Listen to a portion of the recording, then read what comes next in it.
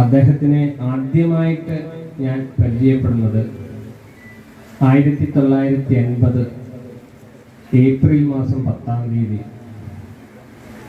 പള്ളിക്കര ഏണമംഗലം ഘടകത്തിൽ നിന്ന് തൈക്കടവൻ രാഘവൻ പരിചയപ്പെടുത്തിയിട്ടാണ് എനിക്ക് ആദ്യമായിട്ട് ഇദ്ദേഹത്തിനെ കാണുന്നത്. അത് ഞാനും മുത്തശ്ശനുണ്ട്.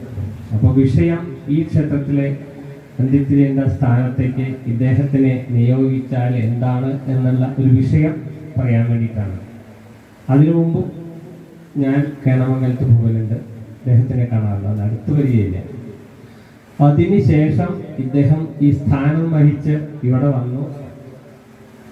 അന്ന് മുതലുള്ള ആത്മബന്ധം ഈ ക്ഷേത്രമായിട്ടും, പ്രത്യേകിച്ച് ഈ കുഞ്ഞമ്പു എന്ന് പറഞ്ഞ വ്യക്തി ഇന്ന് കുഞ്ഞമ്പു അന്ത്യത്തിരിയാണ്.